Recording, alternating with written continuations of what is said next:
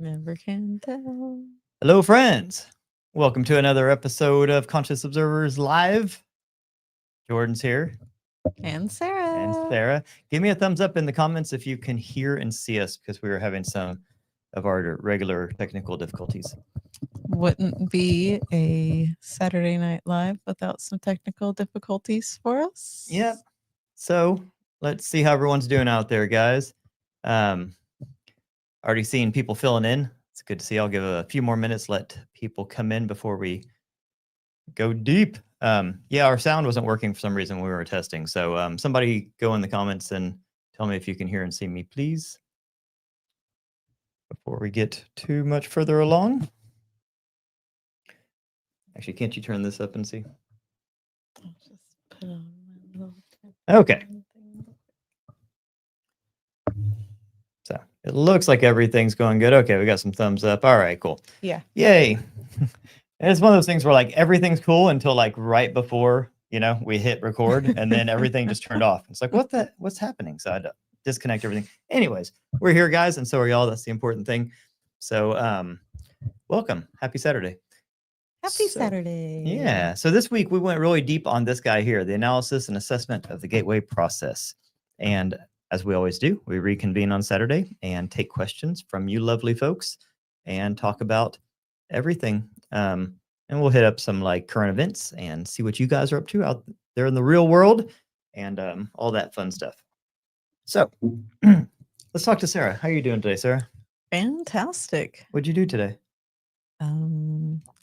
I got to visit with some friends that were in from out of town. Yeah, you did. And then I did a workshop on mediumship What? and got to spend some time out in sunshine at the beach. Sounds like a pretty good day. Pretty good, productive day. How about you? Mine wasn't near as exciting as that. So, but it was a good day, all in all. Anyways, yeah, so this week was tough. Like, I mean, not tough, like in a bad way, but like this report here is dense and like It is dense. you're gonna ask Sarah, like, especially when I came out of this room on what was it, Wednesday night, I guess. Yeah. After I did the it was like a 2.5 hour recording going through this. I tried to just split it in 2 parts. I really should have probably done 3 because this thing, you can only hit it so hard for so long before your brain literally turns to mashed potatoes. And like I walked out of here Wednesday night and it felt like I had ran like a mental marathon. Like I was just drained, exhausted. Your brain uses a lot of energy. It's very resource intensive. Like it needs a lot of what am I? Do what are you that pointing at? hide vertical. Maybe turn that off. Yeah. I don't think anybody can see that. Oh, wrong button. That made it bigger. Hide vertical. There we go. Okay. Sorry. Did other people see that? Fix it, Travis. Was it zoomed in? Okay. Yeah. So there's this new thing on StreamYard where it's like you can record in vertical and horizontal at the same time. So hopefully it told me to do it, so I did what it told me. So I don't know. Hopefully everyone's stuff isn't all messed up out there. It's super zoomed in. Oh no. How do I turn that off? Oh, that's crazy. Come on. I don't know because mine looks normal right now. So hide vertical. I don't know. It said now we're recording in horizontal and vertical. And I was like, how do you do both? It's a beta thing. So obviously they have some kinks to work out. Does it look better now, guys? Are we back to? So before y'all were just seeing like the middle, like my right ear and Sarah's left ear. So perfect. Yeah. If you can't tell, we are a well-oiled machine around here. So anyways, zoom out. Zoom out. Are we zoomed out now? I don't know. She said we can't see you. Still zoomed in. Okay, what is happening? Still the same. That's crazy. Come on. Okay. So yeah, no, I literally have no idea how to fix that. Let's see. Camera. So it's some new thing that they just did. And right beforehand they said, "Do you want to do this?" I was like, "Okay." It said recommended next to it. Nice curtain in the middle. Can you see my hand? You gotta be shitting me. Okay. Yeah, you know what? I don't know. Love it. I don't know how to fix that. Let's see what it Yeah. shows me. Here, Sarah's gonna do a quick video is fine. Okay, so I think it's if you're on your phone. Yes, because on the Yeah. iPad, See, look, it's showing us a preview right Yeah. here. Okay, so if you're on, so turn it like vertical or turn it horizontal. Like, so if you're on your phone, turn it horizontal. I and you should don't be able think that makes any difference. No, it No, doesn't. okay. It's because you put it into that mode. Huh. Okay. Well, all right. Well, I'm just gonna get into it, and I'm sorry about that. Next time I'll opt out of that. It said recommended in big red letters next to it. Let's I know everyone who's coming and telling me that it's messed up. I totally understand, and there's no way I can fix it. Yeah, I know. Okay. Well, what the fuck? What do I do? How do I fix it? There has to be a way. Oh, new. Here we go. Here we go. Hang in there, guys. I think I've see. This is it. This new orientation. Mhm. But there's no way to change it once I'm in here. Yep. Wow, how about that? Son of a... See, it says recommended. See, Sarah sees it. I'm not making that Yeah. up. It sure does. It's telling me to do it, and then I do it, and it jacks everything up. Well, yeah. You just need to lean over a little closer, and they can we- see. Does You that... just- But then people that see the full one, it's going to look It's stupid. okay, babe. Okay. It's okay. Anyways, all right. Well, we're already here, so let's do this thing. Christopher said to tell people to stop crying, so I'm supposed to tell y'all to stop crying. But no, it's a valid complaint. Yeah. So would this be a good time for me to tell people that we enabled super chat? So we enable super chat if anybody wants to donate and help us hire somebody that knows what the fuck they're doing. That would be much appreciated. Don't ask me how to super chat. I don't know. I just clicked the button. Okay. Maybe we didn't turn it on. Yeah, I don't know. It's probably not working, so don't even worry about it, guys. But obviously we could use help, so send help, please. So at least can you see, like, is this what people see? Yes, okay. That's what people are All saying. right. So this was all planned. I just wanted to like kind of BS for a little while and let people fill into the room. So y'all totally fell for it. We know what we're doing. It's all rouge. Anywho, let's go, guys. Okay. So normally on my Saturday nights, I is that what people see? That's what people see on their phones. Okay. So when Sarah talks, she'll scooch over and we'll just take turns. That's not what I'm gonna do. It's funny. It's on my screen. Y'all can't see my screen, but on my screen in StreamYard, they think they're being all clever and they're like, okay, we're going to show you both. So they actually show me the horizontal and the vertical. And so I can see, I think, what y'all are seeing. So the horizontal folks, they got it good. You know, it looks sharp. Y'all vertical folks, you're fucked. Sorry. I'll fix it for next week. Don't worry. Okay. We will get this figured out. All right. Now that we have everybody in here, let's roll. So this week, we went over the analysis and assessment of the gateway process. Now, typically on a Saturday night, I will sort of recap the whole shebang and then go into questions. This thing was like over 4 hours of video, and that was with me going pretty quick and stuff. It's very dense. It's extremely complicated. It will fry your brain. That's why somebody asked me one time, they said, why do you think the CIA actually declassified this? And my honest answer was, I don't think that they think anyone can make sense of it. It's just one of those things where I think that they're like, have fun, guys. Like, you know, if y'all can figure this out, good for you. Because I mean, even with my background and so much of my research being into all of the things having to do with this, I was still, you know, I've read this thing multiple times. And even doing the live, because it was the first time I'd really like taken my time and read it, like really slowed down and just really gone through word by word by word. And there were so many times where I was like, hold on. I'm going to reread that. Hold on. Okay. I'm going to reread it again. And then light bulb would go off. And I've read this thing like 10 times. So that's how complex and dense it is. You can't just pick this thing up and read it and be like, aha, I figured it out. But I tried my best. And I think people enjoyed it. So what we're going to talk about is this. But instead of me doing like a full recap, I'm just going to go straight into the questions, because we had like literally hundreds and hundreds of questions, which come in the form of comments. So the reason we do these things is that you know, a lot of people will. So Sarah's going over. Sarah's running the chat. So what? Nothing. Okay. Yeah, get over here. I would rather her be right here and me just talking, kind of like you can move your lips and I'll talk, right? But no, it's okay. We're making the best of the situation. Anyways, we're just gonna go right into the questions because yeah, I'm still looking for that life thing. Anyways, I know. I didn't do this. StreamYard did this. Anyways, this is why normally she reads the questions and I just focus. But everything's off the rails today. So all those retrogrades. Yeah. So we're just going to go into the questions because we got a whole bunch. And the questions came in the form of like comments, you know, so we get emailed questions from people. I always tell people to save their questions for Saturday night, but you know, we got so many comments and people ask so many questions. So we just kind of compiled a list. And I figure instead of me trying to do justice to this thing and recap it like I normally do, let's just go right into the questions. And so put all your questions in here into the comments. Sarah's managing the chat. If you really want to get our attention, you can do a super chat or do something to stand out. And let's roll. What do you got? What are some good ones?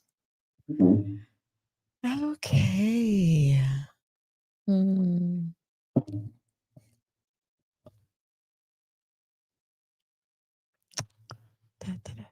So I will tell you that while she's searching for a good one to start with, let me just give a brief, you know, intro to what this thing is.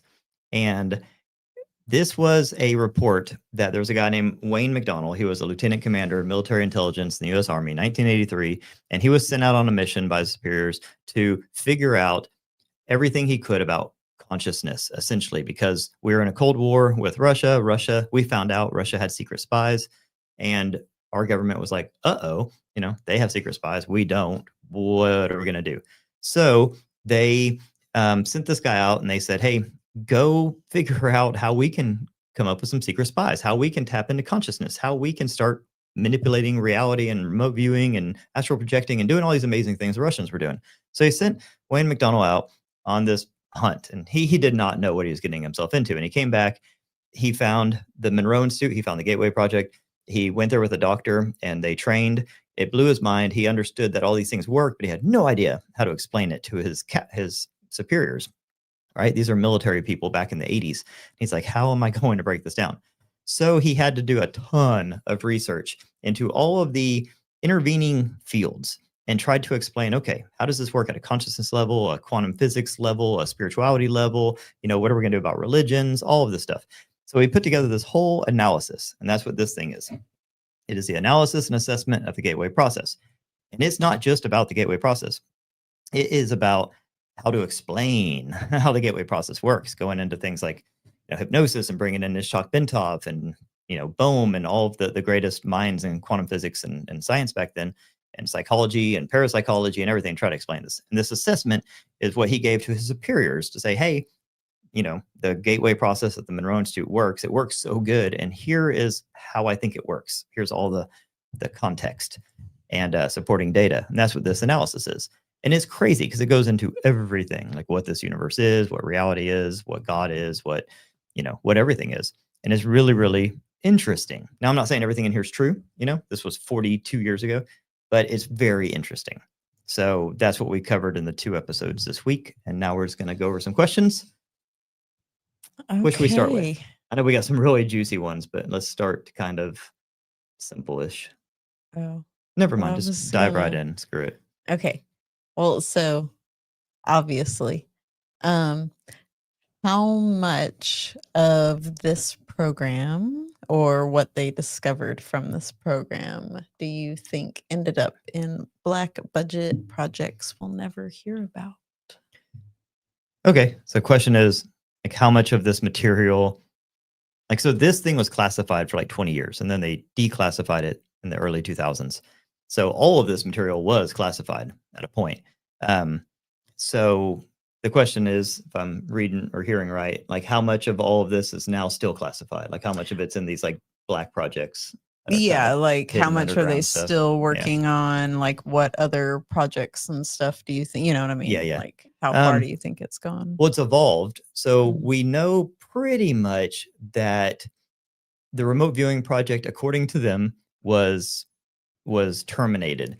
Now, a lot of people think it wasn't, that it was just pushed underground. And I used to think that.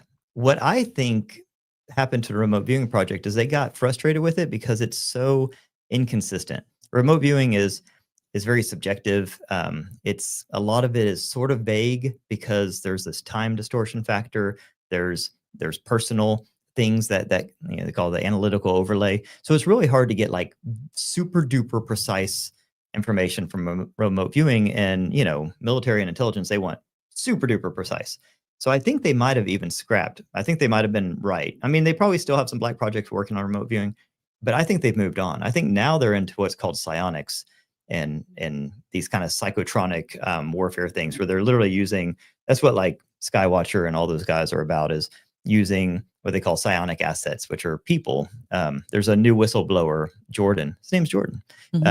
That he was part of the Gate project. Those like gifted and talented things. I did a whole video on that went crazy viral at one point because I was in Gate and I could attest to all the weirdness around it. But this kid was in Gate and then he kind of got put into this weird secretive like high school thing that was grooming him. And then when he got out of that or got, taken out of that, put somewhere else. Anyways, he ended up in this like psionics, like CIA kind of a program thing where they were like teaching him to communicate with UFOs and all this kind of stuff. And it was really weird and twisted. And he's a whistleblower coming out talking about it.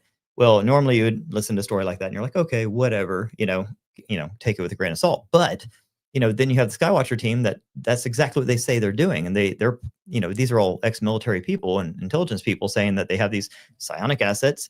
And he was one of them who can telepathically communicate with, UFOs and aliens and all this kind of stuff. So I think that that's where all of this stuff, right, ended up, is that they were like, oh, we can, telepathically communicate with interdimensionals and extraterrestrials and that kind of stuff. So I think that's where this evolved into. And then there's obviously like MK Ultra and that kind of stuff. So, I think that MK Ultra, it's not that MK Ultra came out of this. It's that when the government realized how powerful consciousness is and the things you can do with it, then yeah, they got all sorts of creative and they started doing all sorts of twisted shit. Because they realized that they could, kind of a deal. And they were just in this weird mad scientist experimental mode back then. So there's all sorts of weird things that came out of that Cold War era. We're seeing them now with a lot of these psionic programs. I think that the telepathy and that kind of stuff, I think that's where they're at now. But yeah, so much of it's black budget stuff, we'll never even know about it. So do you think that the Gateway participants ever encountered something the government didn't want to talk about? Like, I mean, obviously they have like blacked out, but like, do you think that there was stuff, they obviously had things that they were kind of expecting to run into? And then do you think that there were things that... Yeah, I mean, I'm sure there's all sorts of stuff that... And what do you think those things might have been? Well, I mean, it's like running into the jungle, and expecting not to like see some sort of strange animal or gigantic spider or something. Like when you go out there far enough, like that's what you do in this whole assessment and everything you learn in Gateway is about leaving this, I don't know what you want to call it, this reality, it just is. And when you leave this reality, you're going to run into all sorts of things. People think that there's not like life or intelligence outside of this reality, but the reality of it is there's a lot of life and intelligence out there. It's just different than us. So sometimes we don't understand it or know what it is or even know it when we see it. So I'm sure they ran into all sorts of intelligences and consciousnesses and life forms. That's what we call interdimensionals, what we call aliens, what we call ETs. The more that we're out there with our physical stuff, like our little, flying things, like rockets and stuff, and the more we're blowing up atomic bombs, and the more that we're leaving our bodies and doing all this kind of stuff, we're attracting all sorts of attention. And I'm sure they ran into all sorts of stuff. I'm sure they've tried to make deals with different people, different intelligences and groups and stuff. I wouldn't put that past, what I mean, like that's where even going back to like the Germans in World War II, they had like the Ahnenerbe and stuff and the Vril Society and those guys, the Thule Society.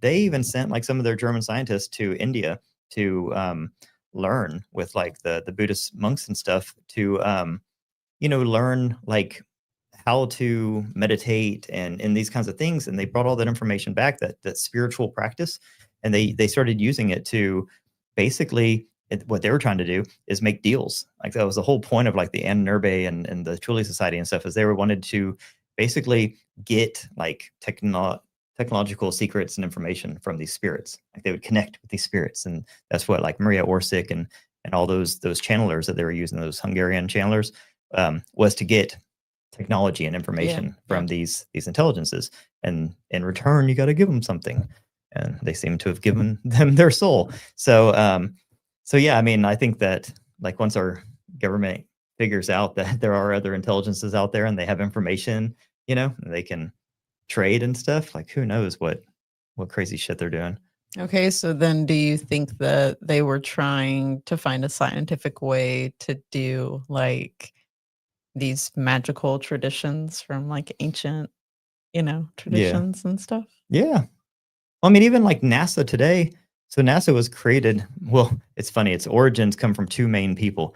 You have Jack Parsons, which is where like JPL comes from. They call it Jet Propulsion Laboratory, but it's obviously Jack Parsons Laboratory. He's the one who started. Even before NASA, he was our head like rocket scientist, mad scientist person. He did all these occult, crazy black magic things in the desert with his rocket launches and tests and stuff. And so NASA, even today, so current or like modern NASA was kind of born by Werner von Braun, who was a Nazi scientist. And now NASA still does all these crazy occult things. Like most of their rockets have either some sort of serpent on them or dragon on them. They do all these like their patches are wild. Like just Google NASA launch patches. I mean, so many of them are obviously occult. It's even been proven that like the times and days and locations that they launch from and stuff have occult meaning. So they're very deep into that. So to think that our government doesn't practice black magic and ritualistic behavior is just kind of ignorant, because it's obvious. I mean, it's proven. Like it's just they don't come out and say it, but it's all there. So yeah, I mean, they know that there is this sort of this spiritual realm that we have direct contact with and communication with, and they use it. They use it to their advantage for sure. Wow. And again, if anyone's just popping in, I know if you're on a phone or something, you're only seeing half of me. We can't fix it at this point.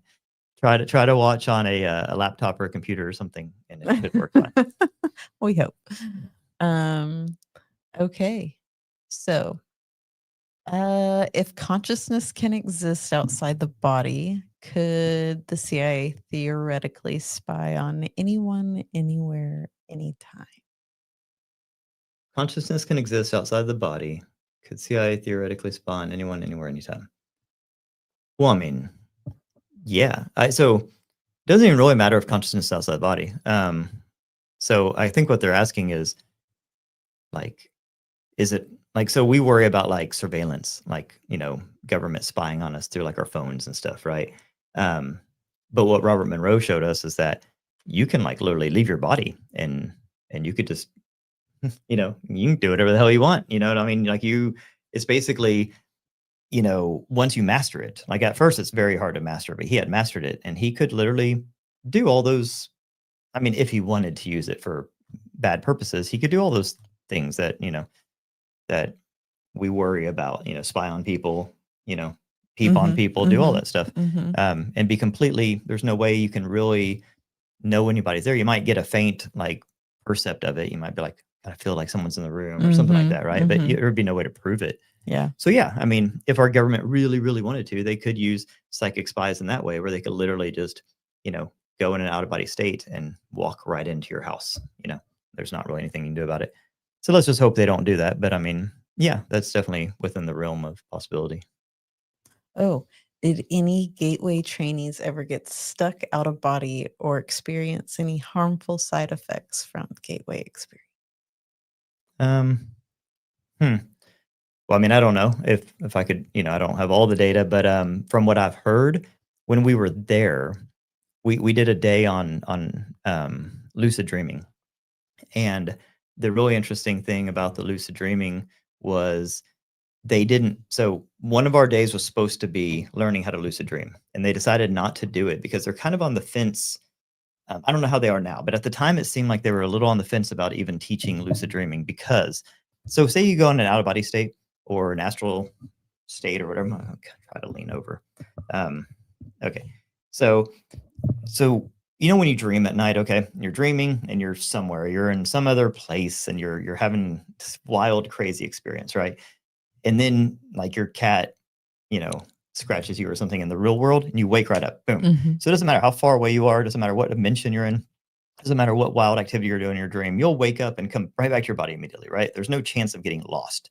There's never been a time when you woke up, your consciousness was stuck in some other dimension. Okay. Mhm, It just mhm. does not happen. And everybody, 8 billion people every night go to sleep and dream. And Robert Monroe is convinced that every night when you dream, especially if you get to stage 4 REM sleep, you have an out of body experience. Mhm. So, and we go into it in video 2 of this week. I go deep into what dreams actually are, and it's crazy fascinating. But so just you can kind of rest assured, like if anyone's afraid of like they don't want astral travel or out of body travel because they might not be able to get back to their body, I would say I wouldn't worry too much about that because there's not really anything I can think of that suggests that. I'm not saying it couldn't happen. It's just not likely to happen. Okay. But when you lucid dream, when you practice and perfect this art of like going to sleep and staying conscious as you slip into your sleep, which is what they teach you. I did a video a few weeks back about the Tibetan Book of the Dead and traversing the Bardo states in Tibetan Buddhism. And in Tibetan Buddhism, they have something called dream yoga and sleep yoga. And actually, they teach you how to stay awake as you go into sleep and be able to consciously navigate your dreams in your sleep. And the point of that is so that when you die, you can consciously navigate the afterlife because you've perfected it in life. So it's not that lucid dreaming is dangerous, but I was told at the Monroe Institute that they did some like this was hardcore lucid dreaming. They did some experiments that ended up just like that freaking Inception movie where they put people, people were asleep and they were going through the lucid dreaming exercises, and they would get into like multiple layers down of dreams of sleep, and you would wake up from one and you would think you're awake, and then you come to find out you're just in another dream. And that it got really scary because they put these people under real deep on purpose because they were trying to see how many layers down they could go. And you can get stuck in multiple layers of lucid dreaming. That is a thing. You have something called false awakenings where you, like, say, for example, you are doing it and you wake up and you're like, oh my God, that was crazy. And you go into the bathroom and you're like, oh, splash some water on your face, to wake up, and the water goes right through you, or your hand goes to the faucet or something. You're like, oh shit, I'm still dreaming. That's a real thing. And they had like these code words and stuff because they were monitoring the people. So they had these things that they would tell the people if this happened to say, and they had these ways to like jolt them awake, like their physical body, so that they would snap out of it. So that's something. That's why I don't really talk too much about lucid dreaming or like guide people through that or recommend it, because I'm not super knowledgeable on it. And it's still not likely, but you can get stuck there. But as far as like astral projection, out of body, just regular like meditation stuff, it's block that one right there. the Trump thing. Yeah, there's some very sensitive, triggered people out there.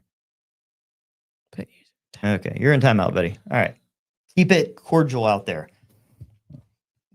So, anyways, yeah, it's very, very safe. All these things are very safe because you're doing stuff that you do naturally every night, anyways. So think about how many times in your life, you have gone to sleep and dreamed. You know what I mean? Thousands and thousands of times you've gone to sleep, gone to a deep state of relaxation, and had an out of body astral traveling experience in your dreams and come right back to your body the next morning. So this is a very natural thing, that your consciousness is used to doing. So.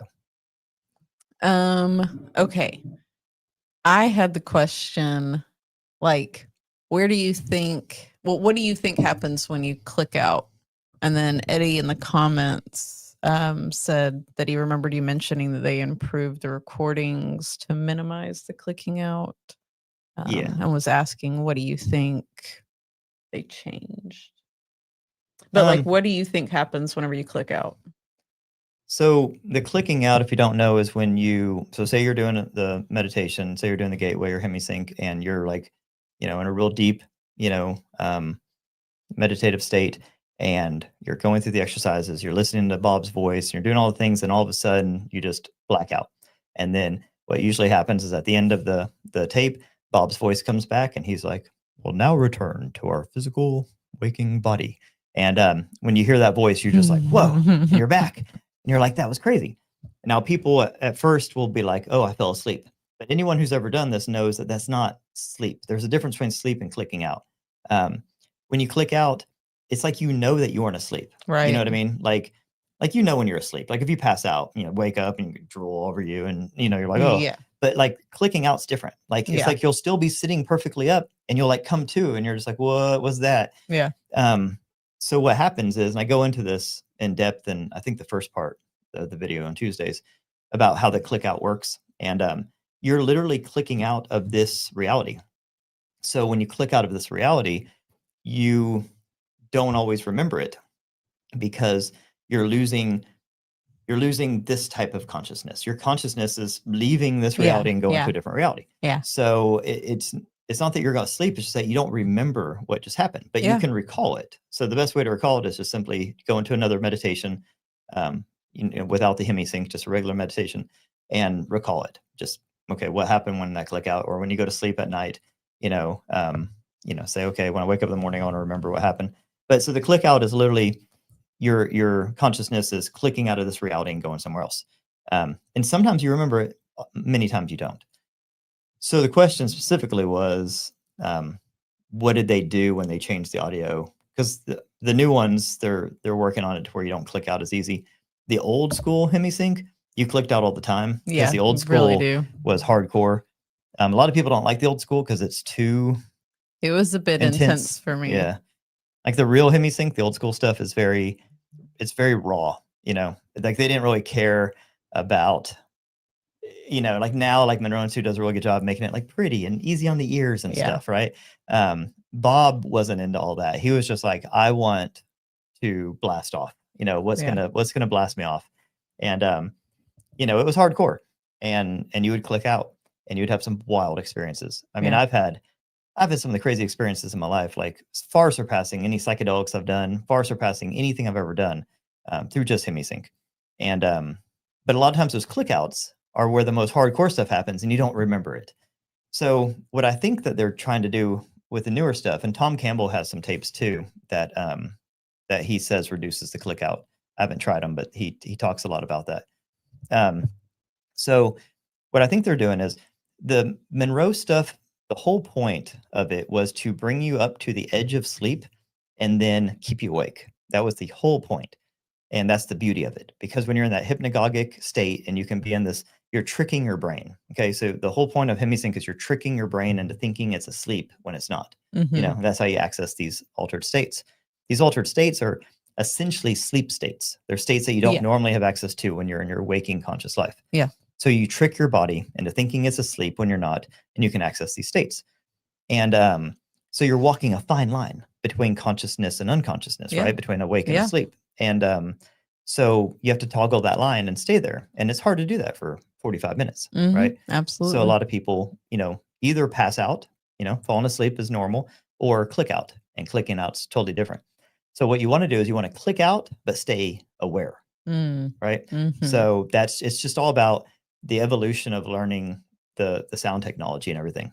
They've had, when Bob Monroe was doing this stuff, they were the pioneers. They didn't have decades of experience and all these gadgets and gizmos now that we have, where you can look at people's brain waves and stuff like that. When, all the stuff we have now, like they were just guinea pigging it, So that's why their stuff was so raw, and that's why it worked so good. But it's also why it wasn't perfect, Yeah, absolutely. I just think they're getting better at it now. Yeah.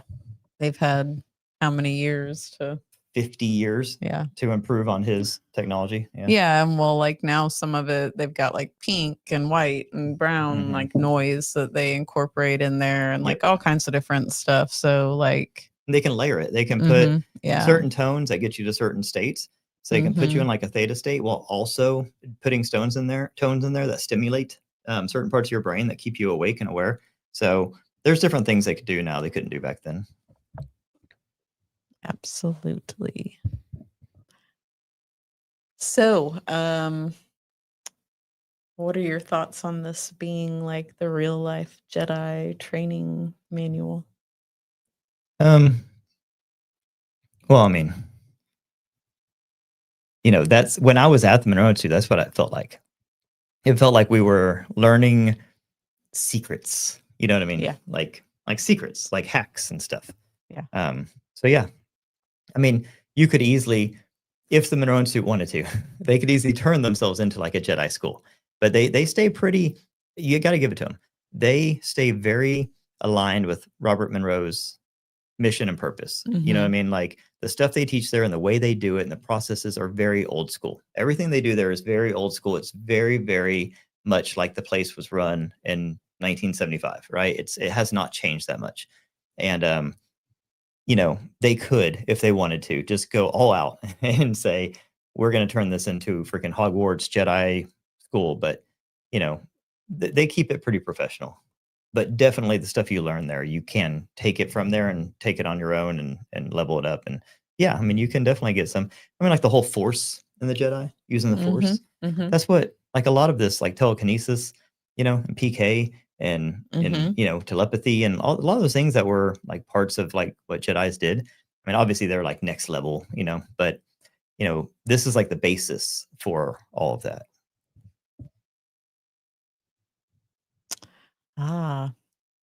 So if the military could train people to remote view the past and the future, what do you think they were actually looking for?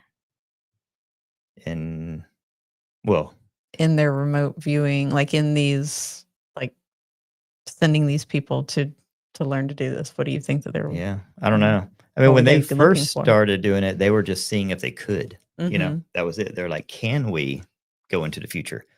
Can we? So at the end of this, if you made it to the end of episode 2, which congratulations, that you're still here. You didn't click out of reality, but at the end of this one, cool. Thanks, David. I will answer that in just one sec. At the end of episode 2, they talk about how they have this way to confirm stuff where they'll literally have one person remote view something from a past point of view, one person remote view it from a current, and one person remote view it from the future, and they'll combine the 3 analysis and get like, so they were able to like use this time traveling aspect of the fact that consciousness is non-local and this is all just an information-based reality, and that's just data. And you can look at that data from different perspectives, and you can say, okay, let's look at it from the future, the past, and the present, and then put it together. So they were playing around with time that way. Now there's something called Project Looking Glass, which is a rumored thing. I don't know if it exists for sure, but it's super duper interesting, where they talk about how they remote view the future, and the government has this special computer thing that remote views the future. And then at a certain point, all the timelines converged and whatever, and it was really crazy. I'll have to do a whole video on that. But yeah, I mean, they're obviously interested in the future, but I don't know specifically how they use this for their stuff. Let's see what David had to say. David, thank you. Blessings from Texas. That's where we're from. Well, I'm from Texas, and Sarah moved there. She was very young, but she's pretty much from Texas. Claim it. What do you make of the Job 33, 15, 17 verse where it mentions in a dream, in a vision of the night, let me expand this, when deep sleep falleth upon. In a vision of the night when deep sleep. I don't know. Sounds cool. Yeah. I like that verse, but I don't know. I'm not well versed on that verse. What is the context of it? Like, what were they doing in that part? In a dream, in a vision of the night, when deep sleep falleth upon. I don't know, David. But I do like it. And thank you for the super chat. what part of Texas you from, and if you want to tell me kind of like what the context is, I'd be very interested to give you my thoughts on that. But yeah, dreams are funny because like everyone has dreams, and a lot of times we try to interpret our dreams and like give it bigger meaning. And sometimes you do have premonitions in your dreams and precognitive dreams and visions, and sometimes you just have wacky dreams. So dreams are funny. There in Slumberings upon the bed, 16. Then he openeth the ears of men and sealeth their instructions, that he may withdraw man from his purpose and hide pride from man. I don't know. So, I mean, there is like I guess you could call it a concern, or at least something to think about. Like, okay, in your dreams, are you vulnerable? Like, because your consciousness is out of body. So is your body vulnerable because your consciousness isn't in it to protect it? Is your consciousness vulnerable because it's out there voyaging and exploring in the astral? So maybe they might be alluding to that, where it says that he may withdraw man from his purpose and hide pride from man. I don't know. A lot of the Bible is very symbolic and a little hard to interpret sometimes. But yeah, I'll ponder that some more.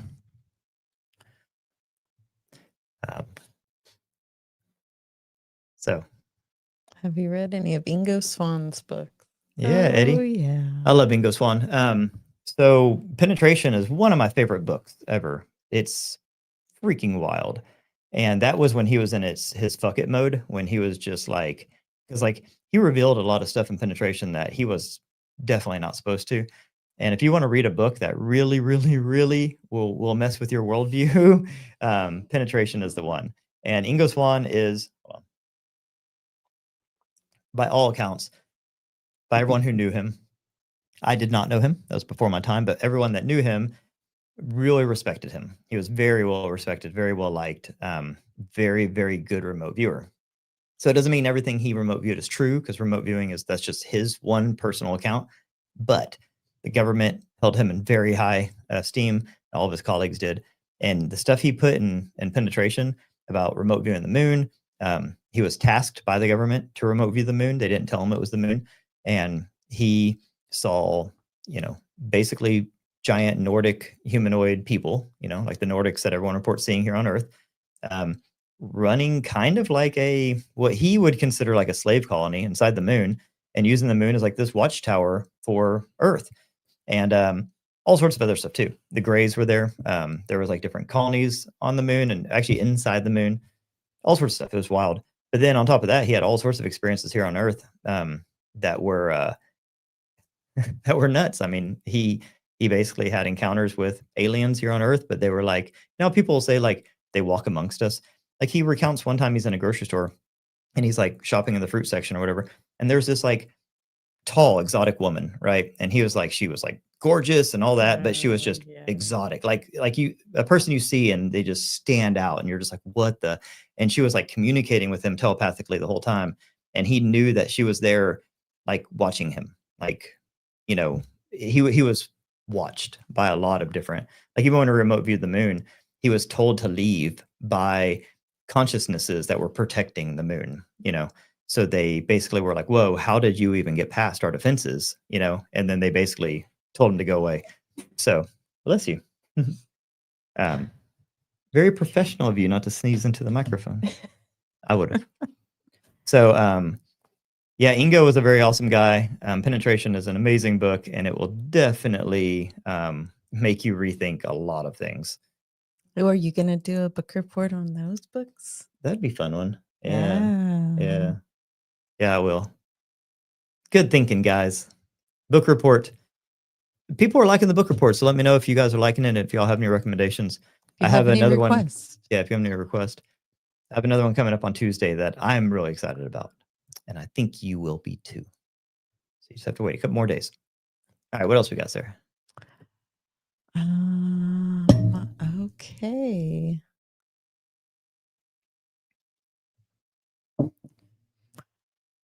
Okay, so are there any parts of this, after now like fully reading it, absorbing it, going deep into it, what 4 or 5 hours worth, right? Mm-hmm. Are there any parts of it that you don't believe? Are there any parts of it that you call BS on?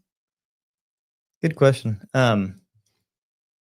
There was no parts that he was in any way intentionally trying to deceive or BS, because this was just he never thought this would see the light of day. This was 100% this guy's report to his superiors in military intelligence. I mean, you're talking about people that so military intelligence of the Army back then. This was at Fort Meade, and Fort Meade in Maryland was like the headquarters for all of the psychic activity, the psychic soldiers and everything. So this It was was before they had like the Black Ops. no, no. I mean, the CIA was already formed by then, and they were doing underground shit already. But the Army was like the military wing of the CIA. So the Army had their MI, their military intelligence, and they were doing a lot of covert like black stuff. Um, anyway, the whole point is when he gave this assessment to his superiors, he never in a million years thought me and you were going to be sitting here talking about it to the world, right? This was confidential information that was only like a, I don't know, it wasn't like top secret or anything, but it was classified. This was all classified for decades. Okay. So this was not in any way meant to like deceive or to like, he was not trying to like make it juicy or sensational or anything. This was a straight up military analysis of all these things. That's what makes it so extraordinary. So nothing in here is purposely meant to mislead. So no, I don't call bullshit on any of it. Now, it doesn't mean everything in here is absolutely true, because he pulls in data from different scientists and psychologists and psychiatrists and different people to get their opinion on stuff. But the people he pulls in are like the top of the top in every field. So, it has aged remarkably well. This was 42 years ago when this was written. And I mean, I read it twice this week, and, I like to think that I'm pretty up to date on cutting edge stuff, and everything in here. Yeah, I mean, there was nothing where I'm like, oh, that didn't age well or anything like that. Like, it's all very relevant still, Yeah. Yeah. It's pretty impressive. So do you think that they're still experimenting with those things, or do you think they've shifted all that off to like non-official like government stuff? Well, I mean, yeah, they're doing all this stuff. Yeah. I mean, What do you think they're still using these specific like techniques and stuff like? Oh, we know that they still go to the Monroe Institute. We know that they still consider the Monroe Institute, one of the top like consciousness research places, labs, whatever you want to call it, in the world. We know that they still partner with them sometimes to do some stuff, but they don't really need them anymore. I mean, they have all their own programs. They've basically just replicated all this stuff in their own programs. So yeah, no, I don't know. We find out just like this. This was released to the public about 20 years after it was written, so we won't know what they're doing now for 20 or 30 years. Who knows what they're actually doing right now? All the stuff that we know they're doing, like the psionic stuff and all that, that's all stuff that they've been doing for 10 or 20 years, and now we're just now catching wind of it. It's not new or anything. Benjamin, good to see you, brother. Who enforces free will? Let's put it on the screen. Who enforces free will in the universe, and who stops dark alien beings from doing soul exchanges against someone's will during out-of-body states? I don't know for sure if there is this like ethical police force in the universe, like we like to think that there probably should be or would be.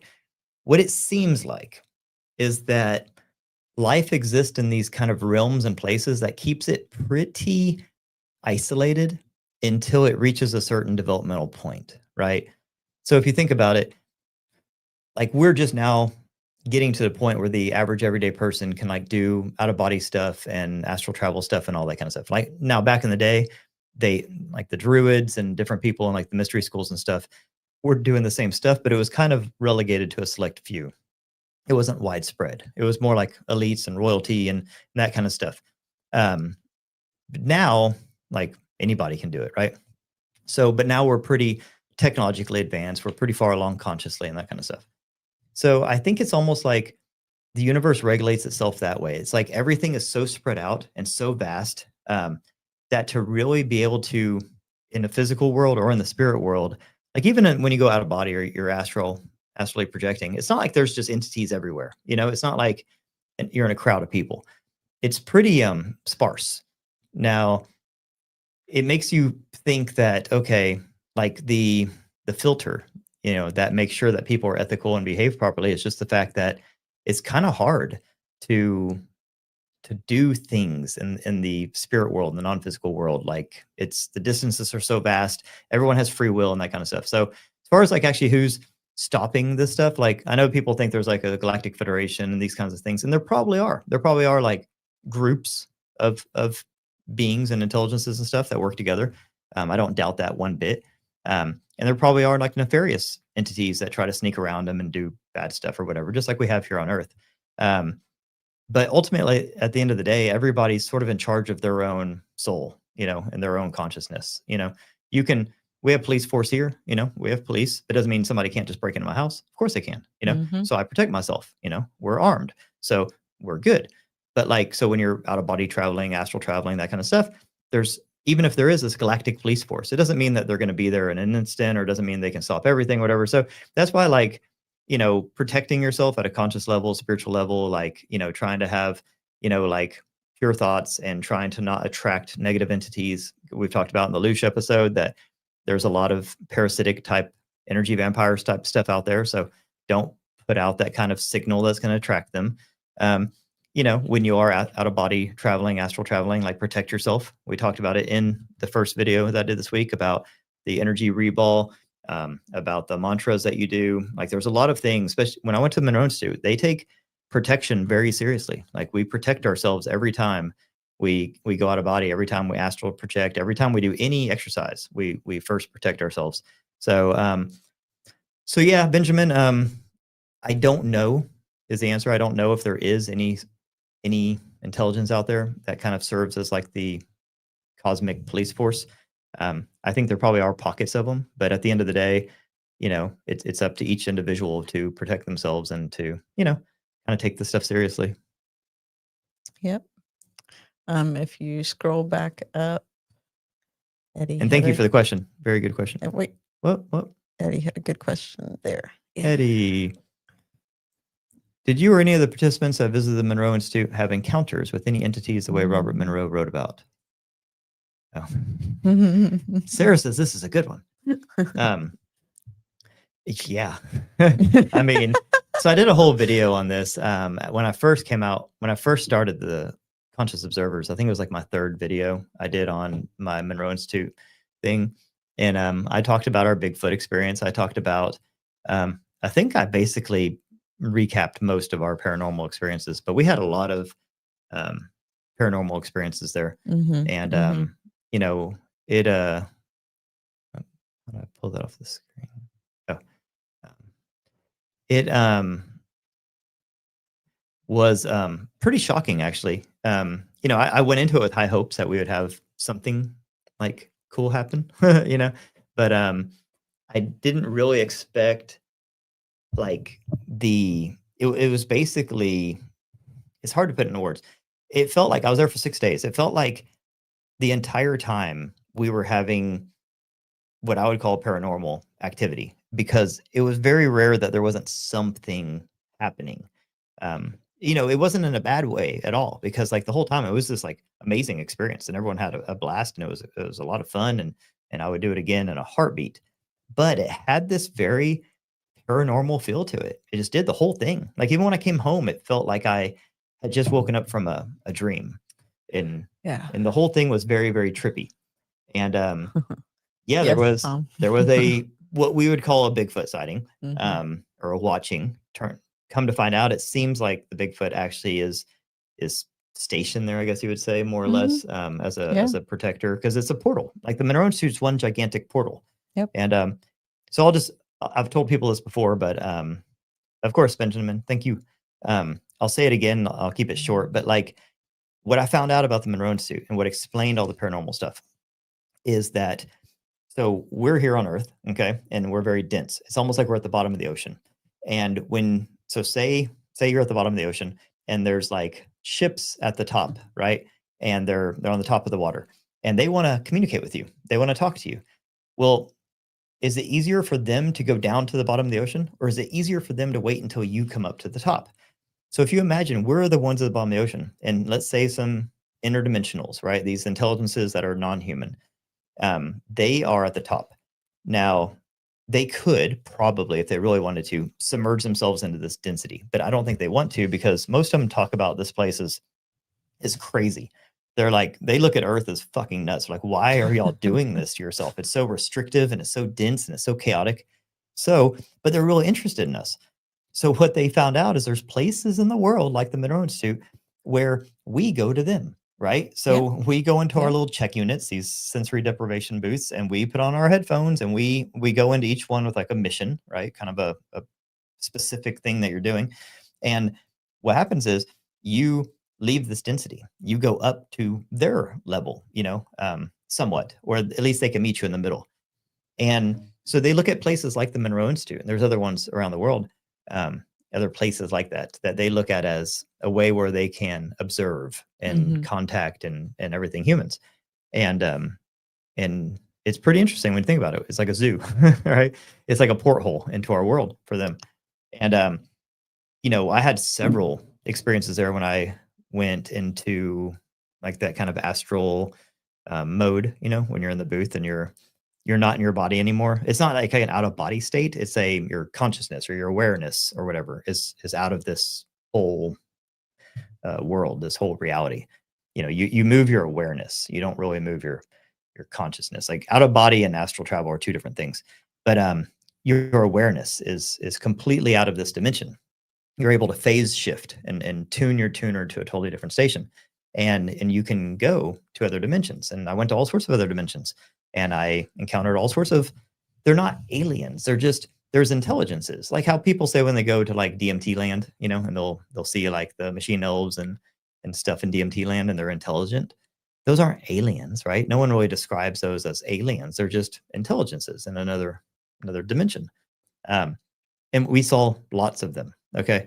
But they're not really aliens, so that's where it gets kind of confusing. What's an interdimensional and what's just an intelligence out in the cosmos, and what's an alien and that kind of stuff. So yeah, you meet all sorts of things and intelligences and stuff. I had some pretty wild experiences, and I recap it pretty good in that video. The Bigfoot thing was when we were on top of the mountain at night, and we were orb watching with Ryan Bledsoe, and a couple of the guys got sort of like mesmerized. They got kind of pulled to, we were up at the crystal and we're just looking in the sky, like looking straight up, calling in orbs. And a couple of the guys like got drawn down to basically where this like pasture hits the forest, and it's like pitch black, and they got pulled over there, and there was this tall 7 foot or so, like shadowy, like outline of a being with glowing red eyes. And didn't hurt anybody, didn't do anything, but they were kind of stuck, like they were kind of mesmerized, just sort of tranced. Yeah. And it was wild. And we're just staring at the sky, just watching orbs fly around. So yeah, but I mean, and then that shit wasn't even like crazy. Like no one was even, they weren't running or anything. It was just, and they even came back up and they told us, we were like, what were y'all doing down there? It was pitch black. And they told us, and we're just like, whoa, crazy. And we're still staring at the sky. Like no one went running and screaming or anything. It was just like, yeah. I mean, there was one time when in the morning, when we went for our morning meeting, every single person was like white faced, hadn't slept, looked like they just seen a ghost. And basically every single person said they had some sort of presence in their room. And I had a presence in my room, and it was freaking me out. And it wasn't like nefarious, but when you're trying to sleep after a long, exhausting day of doing all this, and there's something in your room. Super Hemi sync. Yeah. I mean, it was exhausting. And then the next day, it's just like, no sleep for the weary. It's just like, back at it. So yeah, by the time we were done, we were all just like fried. You're in this like perpetual state, this like theta state. You can't tell really what's real and what's not real. It's pretty crazy. Do we do the show often? Yeah, every Saturday night at 8:00 we do the live.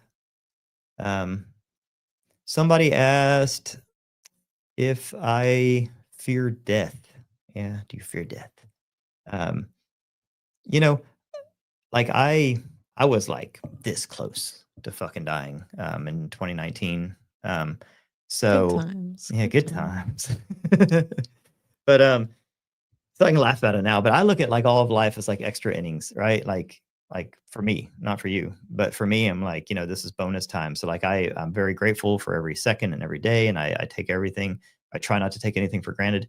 And but what I've learned since then in researching all this is that the reason we fear death is because we don't understand it and we don't know what happens after it. And when I had my experience, I set out to try to figure out, okay, well, what is life? What is reality? What's consciousness? What happens when we die? And the more I learned, the less fearful I am. Let's put it that way.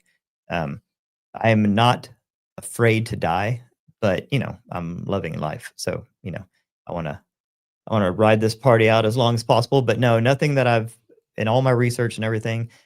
Death is not something that should be feared, and more than likely, it's happened to you dozens, if not hundreds, of times as a human. So don't fear it, but still enjoy your life and try to make it last as long as possible because life is cool. Yeah.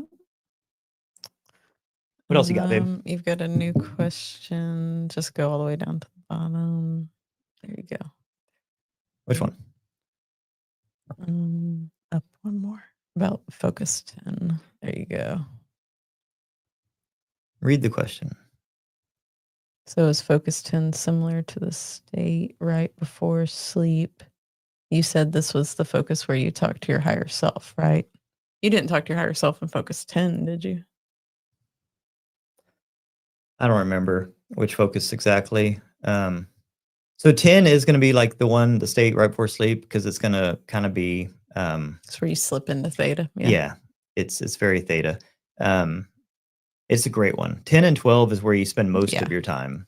And Robert Monroe even says, you don't need to go past 12. It gets crazy past 12. It really does. And they have, I forget how high it goes. It goes to like 60 something, but we did 10, 12, 15. Go all the way up to 21. 21 was the last, but I think there was one in between there. Well, yeah, you do the rainbow. Yeah. And we did like the patterning and the dolphin energy club and that kind of stuff. And I forget what focuses those were, but anyways, whole point is 10 and 12 is really all you need. Once you get into the more advanced stuff, that's when things can get sketchy because you're more likely to slip into other dimensions and stuff where you might not even be welcome. Like there's other intelligences and stuff out there that are just like, they're not that they're mean. It's just like you're going into their world. It's like you're just all of a sudden you're all up in their face and they're like, what the fuck are you doing here? So they're not always nice. So you don't want to just travel everywhere. 10 and 12 is a great place because it keeps you pretty much terrestrial here. You don't go too far out there. It's a great place to do manifestations, healing, talk to your higher self, all that kind of stuff. You can do most everything you want to do in 10 and 12. There's not really a reason. So 15 is the state of no time. So that's a good one to, it's kind of like the void, so it's a good one if you just want to chill. It's a state of no time. So when you're there, it's like a black void. And I want to say that's where we did the higher self, but I'm not positive. I'll have to go back and look at my notes. But yeah, the higher self one was crazy. Like, because my higher self experience was really crazy. I was hoping for like a nice cuddly teddy bear kind of a higher self, but mine was a little rough around the edges, and yeah, it was not what I was expecting, but it was fun. It was cool. It's a cool experience. But yeah, the higher self doesn't have emotion like we're hoping. And I know some people will push back and they'll say mine did. Well, your higher self can be whatever it thinks you need. Sarah's even seen this because she does higher self. She does past life regression, and she takes people to their higher self when they're in a hypnotic state or a trance-like state. And it seems like the higher self can put on a mask if it needs to. Like it can sugarcoat stuff, or it can be nice to you if it feels like that's what you need, right? When you say that, like it can kind of adapt to, Say it again. The higher self. Like it can sort of adapt how it communicates based on the person. Oh yeah, Wouldn't you for say? sure. Yeah. Yeah. So mine was very blunt and rough and direct. And I was kind of hoping for a gentler one, but at the same time, it delivered the message that I needed, and it delivered it in a way that made sense. And you know, it was a pretty crazy experience. But it was like in this black space, and it was this giant wireframe head that was like a blue, like laser outline, basically of a face, kind of like Max Headroom. And it spoke in this thunderous voice, and it shook the whole space. And it was very, very, I wouldn't say frustrated that I was there. It was frustrated with my questions. It thought that I wasn't being I don't know. I think it was trying to like put a little bit of urgency into me. It told me that we didn't have enough time for baby steps, and that basically I needed to think bigger. So it was a wild experience, and I've done videos on that, so I won't bore you here with it. But what are we talking about? What are we talking about, guys? Yeah, Eddie mentions Carlos Castaneda. I have not read his stuff, but I'm very fascinated with him. Like, I know all about him. I just have not read his book, so I need to do that soon. And yeah, I mean, so much of the stuff is I mean, it's just basically they even go into that in this assessment about how so much of this is the same stuff that like mystics have been talking about for thousands of years, just you know, kind of seen through like a more modern lens. So none of this information is really new, and none of these tactics, like the stuff you learn at the Monroe Institute, it's not new. It's just with the sound technology, it kind of gives us a it's like a way to supercharge it for one, and also to speed up the process, and to make it to where you don't have to take like psychedelics and plant medicine and stuff. Now, those are fine options if people want to do that, but not everyone wants to do that. So this is a way where it's like there's not really any side effects. It's non-invasive. You can stop anytime, and you can still. But yeah, I mean, people for thousands of years, mystics and stuff have been able to do all the same stuff. Yeah, Sarah's in here policing stuff. She's on it. Right here. You wanna? What do you got? What do you got? Divine Council. That one? Yeah, we need a community spot. Mrs. Crowder, we need a community spot. We all like each other in the comments and want to keep up. Where do us Crowder that I'm glad you actually brought that up. That's something that we're working on because we have gotten so many, and I 100% agree. We're working on it. Yeah. We're working on it. I told Sarah this the other day that like I'm just the face, and I'm the one that put myself out there, and it attracts people and stuff. But like what I find, because I do a lot of like human design coaching and stuff too. So like I do one-on-one coaching, and what I'm really finding, and I love this, is that people aren't coming for me. They're coming for like connection. Like they're only you. Well, yeah, they're looking for, they just want someone to be able to talk to about the stuff, because so often in people's lives they don't have anyone to talk to about the stuff. So say like your partner, or your friends, or your family, or whatever aren't in the same stuff, and sometimes you're like, I don't have anyone to talk to about this stuff. So what I want to be able to do is like connect all of you guys like to each other, and all these awesome like partnerships and things will blossom out of that, and I think it'll be awesome. So like I have a community now. Like when you join my course, my 5D Printer Reality, it gets you into my WhatsApp group. But and that's a fun group. But I want to take that to the next level. And so we have a Patreon. Yeah, but that's not the same. Like we're working on it. Yeah. So we're looking at different ways. So tell me your thoughts. I know people like WhatsApp, so let me know if y'all like WhatsApp, and I can just expand that group. Or there's things called like Circle. Circle's a community group. There's School. There's a few of them. I just haven't found one that I really, really like. So that's what I'm working on. We're trying to find one that we like. Yes, absolutely. And yes, somebody asked if Jordan was a DJ at the Psychic Olympics. He was a commentator. Yes, and DJ sounds cooler though. But will be the head of the commentators for 2026. No, yeah. What year is it? Yeah, 2025. Yeah, so next year. Yes, he's on the board, and we'll be there. We will both be there. Yep. Yeah. Both be there. Yeah. So yeah, the Psy Games next year is gonna be awesome. Yeah. And yeah, so yeah, I'll be the head commentator, and we'll probably be speaking and doing some other stuff there too. So that'll be a lot of fun. Joe says Discord is so that's where I'm at now. I hear Discord all the time, and I'm on Discord with SpectreVision. So Discord is definitely an option. So I guess I just need to put a poll out. It's basically between Discord, WhatsApp. Tell me, does Discord have an app? Like, how do you use it? I only got Discord. Yes, there's an app. There is? Okay. Mhm. I got it years ago so I could use Midjourney, and I never use it for anything other than that. So I don't know how it works. But I mean, that's what all the big guys use. So, Yeah. Well, so I guess there's a reason. guess we'll jump in. Okay, so Discord's at Dive the top in. of the list right now. But I'll listen to you guys. Steer me the right direction. What you think is the best community group? And but yeah, I mean, Discord comes up all the time. So Put a poll out like on X. David said it's and hip with the young whatnot. ones, and obviously we're very hip with the young ones, so it'll be a good Pop-Tart fit. crazy. Because I don't even know if it has an app, so obviously I don't. Do not follow me for trends and fashion advice. Okay, And fashion. those darn kids. Yeah, Tell you what. I'll tell you. Okay. Hey, so let's talk just a little bit about those Northern Lights that we saw this week down here in Florida. Yeah.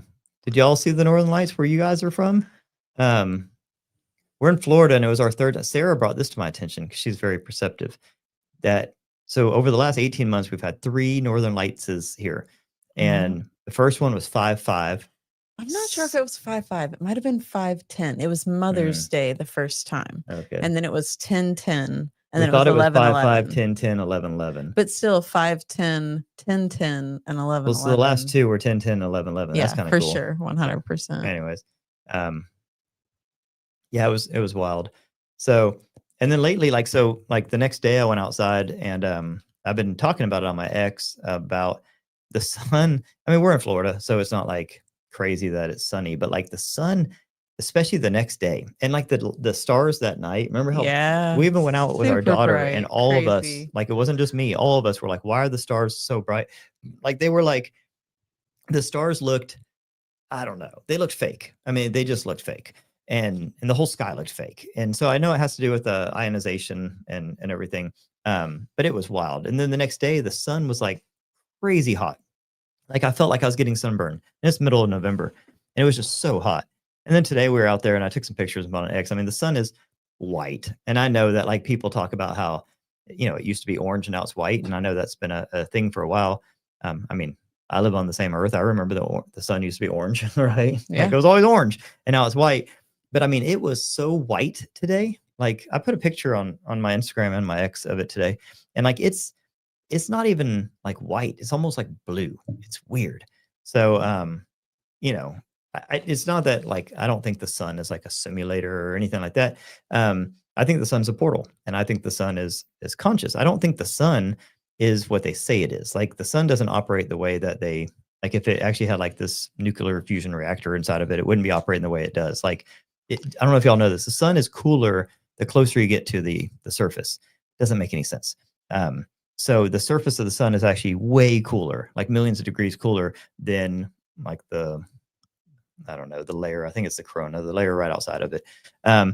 Yes, it's plasma, and it's conscious. Absolutely. It's the grow light for Earth, for the Garden of Earth, but also it's a portal. And when you get into like human design, and Ra Uru Hu, the guy who created human design, when you get into his like deep teachings, he talks about the sun being a portal where the neutrinos, which is the carrier wave of consciousness, comes from the non-physical side to the physical side, and that the sun is this like Wi-Fi router essentially of the wave of consciousness that we all stream from.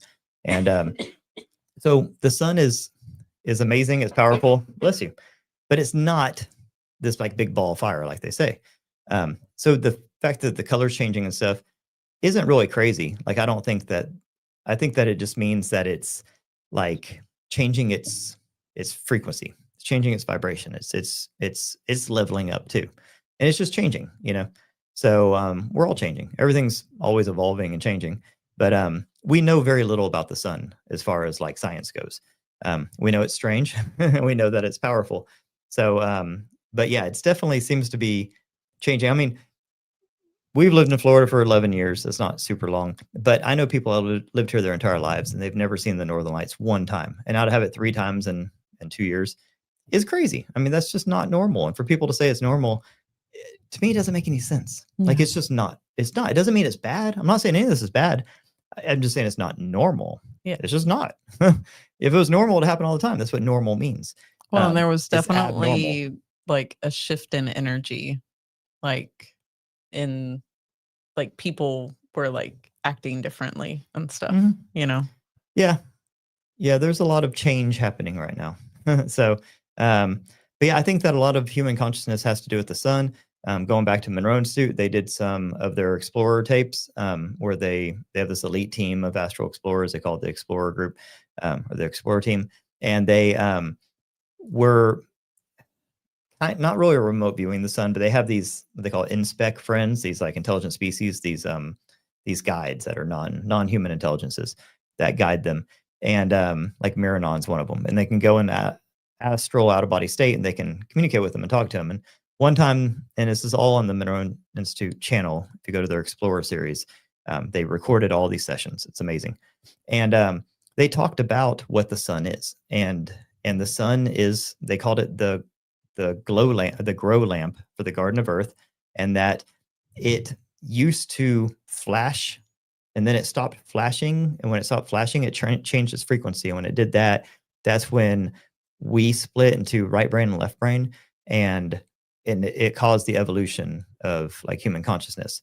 And anyways, it, you get more people getting in timeout. That's okay. You guys need to act right out there.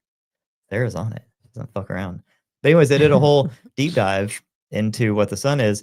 And whole point of this is that the sun is not just this star. Like stars are more, I don't know, important than just a light source. You know, it's actually the source of our local consciousness. So you can think of it like a consciousness Wi-Fi router, right? That distributes the signal from the central star, which would be like source consciousness, and it propagates it around the universe, and that each local area gets their stream of consciousness from that star.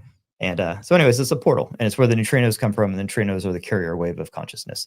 So I've done some videos breaking that down, so I won't bore you now, but our sun's very important, and it seems to be changing right now. Yeah. And I think that's cool. So don't fear it, just go outside more and soak it up, because when it changes, you want to change with it, you know, and the best way to do that is just go outside and be get in on it. the same level as it. Yeah. Do you have any updates on 3i Atlas or anything that you think it and the supermoon and the Northern Lights, do you think that any of that is connected? I mean, it was interesting timing. Yeah, for sure. all of it. I mean, yeah. it had already gone through its perihelion like 2 weeks before, Mhm. but in the 2 weeks since it hit perihelion, which is its closest point to the sun, we had a crazy supermoon, and then which had a crazy energy, and then we had we had 3 X-class solar flares in a row.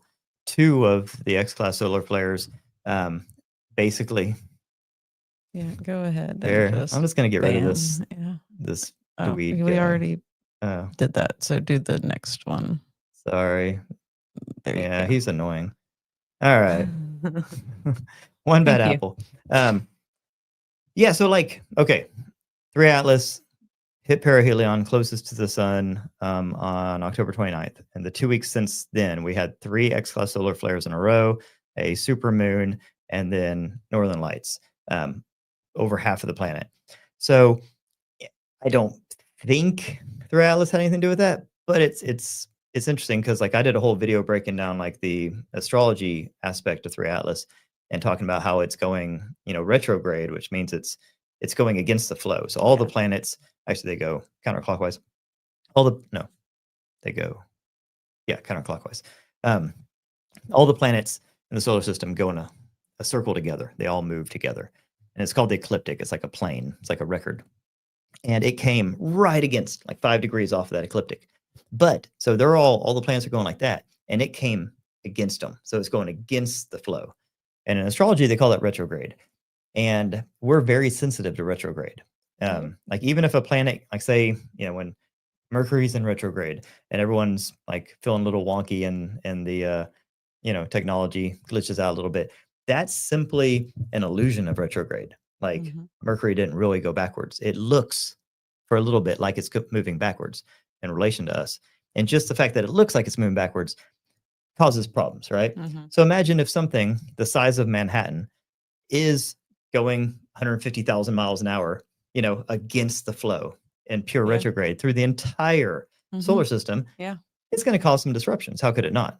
So from a astrology point of view, 3 Atlas is definitely a big disruptor, big disruptor.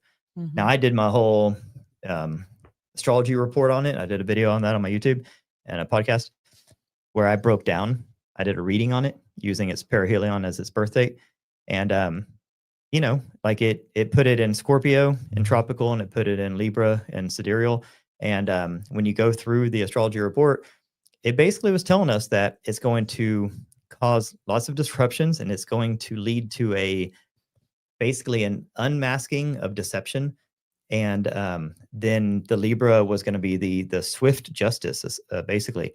And what it was suggesting, what my report said, is that we could expect, like at a nation state level, severe disruptions in the form of like new information coming out that shows that there's been a cover up, lies, deception, cheating, that kind of stuff. Okay. So I won't go too far into, I don't want to get this on YouTube, so I don't want to say things that'll get banned or whatever on YouTube. But on my X, I did tell my feelings, and it's weird. I did that report like over a month ago about the astrology report through Atlas, and I was saying that there was going to be like an apocalyptic style unveiling of truths that was going to have major repercussions for leaders of the world, and that was going to cause serious problems. And now, all of a sudden, especially if you're on X, you're seeing all this stuff play out in real time. X gets the news days and weeks before the rest of the world. This all stuff with Jeffrey E. and the big guy in the White House is getting weird. It's getting really weird. They're forcing this next week. They're forcing a vote on it to release the files, and the guy in charge with the big red hat is freaking the fuck out right now. And it's interesting because I'm not like for him or against him. I was for him being a wrecking ball to the system, which hasn't quite happened. But the interesting thing is my astrology analysis said that there was going to be like big disruptions at like a heads of state level. And now all of a sudden we're seeing the head of the biggest state having like a serious panic attack. And it's really interesting because what I said is it was going to be 2 months after October 29th, 2 months after the real crazy stuff was going to happen, which would be around the end of the year. Yeah. So buckle up. Joe asks, are you familiar with the fourth turning, Jordan? Yeah, very familiar. So we're basically in the middle of it right now. So the fourth turning is, it's essentially, it's going to be like a polycrisis type thing, but it's a big part of it is the financial system collapse. So yeah, very familiar with that, and yeah, kind of taking it seriously because all the signs are there that we're basically in the fourth turning right now, the beginning phases. What else we got? I don't want to talk about that too much because it's depressing. Do we own Bitcoin? Yeah, I have a little Bitcoin. I'm more of an XRP guy, but right now I'm pretty pissed at all of them. They were all supposed to be decentralized currency, and if you watch them, they all mimic the freaking NASDAQ. They're all basically tech stocks at this point. So I don't know. I think that they all started off pure, maybe, possibly, who knows? But now, it seems like now they're just all they're all just owned by the whales. You get these gigantic people in there that buy and sell in the billions, and it just messes it up for everybody. And then when it starts to tank and the average person starts to try to sell, and then all the I know people say keep it in a cold wallet and all that stuff. If you use Coinbase, you're an idiot. But most people use Coinbase and things like that. And then those, exchanges go down because they'll freeze them and they'll just say, oh, we're having a technical issue, while all the rich people sell. And it's the whole thing's a scam. It's all a scam. Sorry.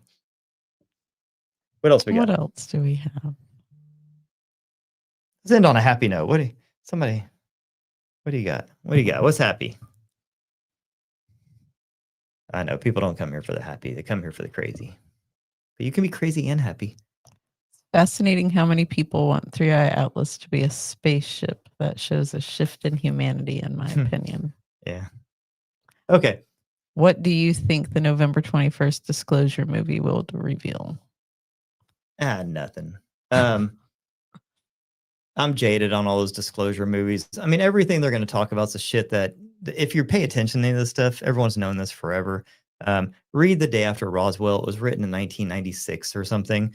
Philip Corso, Colonel Corso. It's more revealing than any book that's been written since.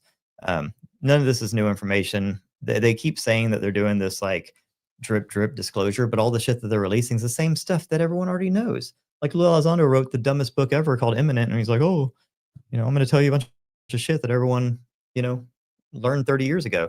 So it's just they're wasting everyone's time. That's it. To buy themselves time. So I'm sure it's a good movie. It probably has, good cinematography. But as far as learning anything new, if it was super duper revealing, we would have already found out. Because the movie's been made for a while. So anything that was really earth changing would have already come out.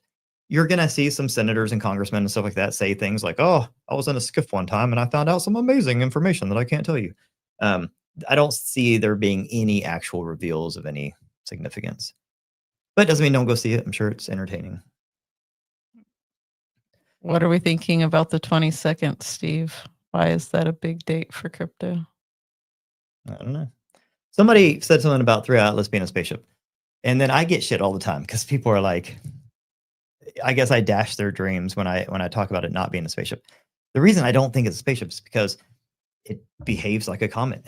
I mean, if you just study it, which I have 4 months now, since not the very, very beginning, but whenever they first started releasing analysis on it, it behaves like a comet. Every single time they've basically checked up on it, it's been exactly where it should be. It has never really deviated. In fact, it was supposed to naturally deviate just through its natural outgassing far more than it did, which means that it's actually denser and heavier than they thought. So it's very reliable. Its path is very reliable. It's very predictable. It has not slowed down or sped up in any way that, I understand Avi Loeb's done the whole circuit and told everybody in the world that it could be a spaceship. He did this in 2017 with Oumuamua. If you were paying any attention back then, that was 8 years ago. He was 100% wrong on almost every fucking thing he said. In fact, anyone puts a microphone in his face now is insane. He's been wrong about everything. He sensationalizes stuff because he wants to lay the groundwork for an alien invasion. Well, JK Ultra said also that it's just like a press tour for him. Of course. Like, he's trying to raise money for his Galileo project. He wants $1 billion. That's why he went on Joe Rogan and talked about it. No, it's not a spaceship. There's spaceships out there and they don't fly like that. They just don't. It just doesn't make any sense for it to be a spaceship at all. It makes sense for it to be a comet. Now people will be like, but it's not like any comet we've ever seen, Jordan. Well, yeah, it's interstellar. So it's not going to be a part of any comet. It's not going to be like a comet we've seen in the solar system because it's not from our solar system. 99.99% of comets and stuff that we see are from our solar system. They're from the Kuiper Belt or the Oort field. This one's not. It's from a different part of the universe. So of course it's going to have a completely different composition. It's going to act different. It's older, all these things. So it's a weird ass comet. That's it. I think it's a seed because I think all comets are seed. They carry organic life. They carry all sorts of things like prebiotics for life, like cyanide. This one has a ton of cyanide and nickel. It's spewing water out like crazy. Spaceships don't do that. It's a giant, it's a giant dirty snowball that came from basically the center of our Milky Way, we think. I think the most interesting thing is that it went right by Mars and was spewing cyanide and nickel out in insane quantities, which you know, create these, like, I won't go into it. I did a whole video on how I think it could actually be seeding Mars with prebiotics for basically metallic life forms, like sort of like robotic type life, which is very interesting because Musk wants to go there and grow robot armies and stuff. So there's a lot of very peculiar things about 3 Atlas, but nothing suggests that it's a spaceship. So, you are great at discerning the frauds and what info to focus on. Would you say that's from meditating, connecting to the higher self? Jordan has pretty good bullshit meter. Okay, let's put it this way. I am very skeptical about everything. So for me, you have to convince me otherwise. So that's the way I look at everything. It's not that I'm like negative. I'm skeptical about everything. And then I have to prove it real as opposed to the other way around, where you just assume it's real and then you have to prove it false. So, and yeah, I mean, I have a good connection with my higher self and my intuition. My gut is usually right, and I listen to my gut a lot. You know, I can kind of tell it's weird, but I get a feeling if something's, you know, put it this way, and I hope he's watching this. When I see Avi Loeb's face, it makes my stomach hurt. Like, something about him to me seems, I don't want to get sued for libel or anything. He makes my stomach turn. Okay, there's something about that guy that hits my gut in a bad way, and it has nothing to do with. Don't trust him. I don't trust him. I don't trust him one bit. It's absolutely 100% at a gut level. Okay, that's it. That's all. And then the more I've listened to him talk and stuff, I just get a very bad feeling. Very, very bad feeling. I think that he's laying the groundwork for he wants people to think that an alien invasion is a thing. That's a possibility, that it could happen. And then look at how many people are already talking about it, you know? And now you have people even saying, "Oh, come and take me. I want the alien invasion and stuff."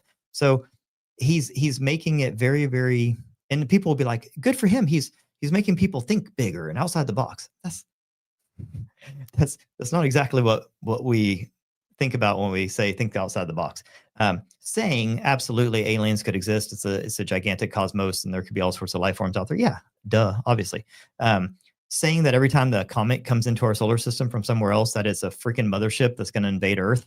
That's not thinking outside the box. That's fear mongering. That's laying the groundwork for a fake alien invasion. And if anyone's been paying attention for the last 50 years, since Carol Rosin and von Warner, or Warner von Braun, on Warner von Braun's deathbed, he told Carol Rosin, his personal assistant, who was his assistant forever, that their final card that they, you know, the powers that be, were going to play is a fake alien invasion and not to buy it. Why would he say that on his deathbed?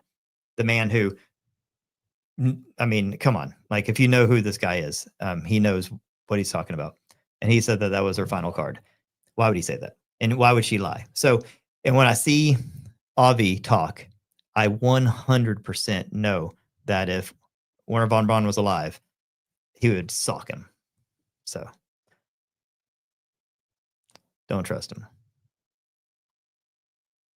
So anyways, I don't know if that's from meditation or whatever. It's a gut feeling. Listen to your gut. Your gut doesn't care about emotions. Your gut doesn't care about anything. The gut is 100% about survival. Okay. It's why humans have been around for 1 million years. Your gut keeps you alive. That's all your gut does. It's all about survival. It does not give a shit about emotions. It doesn't give a shit about logical, rational thinking. It's 100% survival. And so listen to your gut. 100%. Have you read any books by Rudolf Steiner? Yeah, I love Rudolf Steiner. I need to do a whole video on him because I have some, you know. Say, if so, which ones? And if not, how much should I super chat to have you read them? Is that a request for a book report? Yeah. So I don't have like a favorite one. I'm a fan of his ideas on things, the way he looks at like Ahriman and Jesus and Antichrist and that kind of stuff. I think it's very interesting, especially when you look at AI and how all that's playing out right now. You know, there's definitely a lot of parallels there. And I think if he was alive right now, he would be freaking out about AI, because he was talking about this stuff a long time ago. He's an amazing guy, you know, way ahead of his time, very, very smart. And, you know, I like the way that he looked at things. So yeah, I'll do some sort of a book report or something on him. We've got a question about what do you think Chris Bledsoe's message of 2026 is? Well, I did a whole video on that. I did my whole video on my interpretation, you know, not to put words in his mouth or anything, but my interpretation on his whole experience about the lady and, you know, the Easter 2026 Easter timeline. I actually put it at the spring equinox, about 2 weeks before Easter, because it has to do with the Sphinx, and the Sphinx is made specifically for the spring equinox. And there's a celestial event happening that night with you know, Sirius and Regulus. So it's slightly different than, you know, what he's been saying lately. But when you go back to his earlier stuff, talking about it before he went and saw some astrologers and everything, it's very similar to what he was saying at the beginning. So the new knowledge, I did a whole video on this. I think it has to do with the Atlantean archive that's underneath the paw of the Sphinx. That's my guess, is that something will be revealed about that. You know, I did a deep dive on it. I don't remember all the things I talked about in the video, but go watch my video. I forget what it's called, but I did a video about a month ago about the Easter thing, and I go deep on it. So, but I think that the new knowledge doesn't come from the lady. I think it comes from something having to do with the Atlantean library. It's in between the right paw of the Sphinx and the Nile River. There's a library down there, according to Edgar Casey and some other stuff. I think that there's going to be something there. So, all right, that's my thoughts. But yeah, it'll be an interesting, you know, like that's 5 months from now, 4.5 or something. So it's going to be here before we know it. It's going to be here before we know it. 46 days left in the year, which is bananas. Yeah. But what the lady said is that, like, basically shit was going to get really nasty, and then like it would get better after that, essentially. So part of me hopes that she was wrong and all of this is wrong. But when you really dig into it,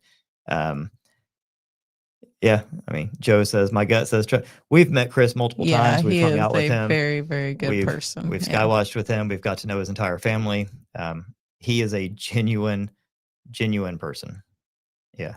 I don't get any alarm bells from him or anyone in his family. No, they're all good people. Having said that, he is being watched and studied and, dare I say, not manipulated, because I don't think he is allowing it, but you know, you'd be ignorant to not think that all of these intelligence agencies that are around him aren't possibly trying to, you know, swing him one way or another, do whatever. Who knows? I mean, when you're around all these different alphabet agencies, who knows? But as much as we've spent time with him, I have not seen him change at all, waver at all. I mean, he's the same Chris as he was first time we met him. He's a very stand-up, honest, trustworthy, you know, good person. He has the best intentions, period, ever.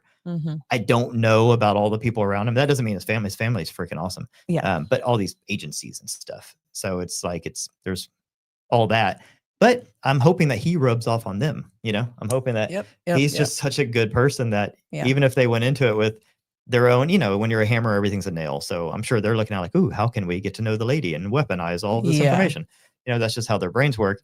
I'm hoping that after spending all these years with Chris, they're all like, it's the opposite. It's all love, man. Yeah. So, you know, we'll see. But yeah, no, he's very good people.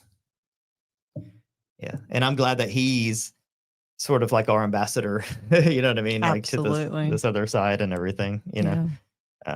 Cause great person. And, you know, he was talking to me when we were at the Psy Games, and, you know, he's got some cool stuff that he's working on, some big projects that he's really excited about. So, so a lot of things coming.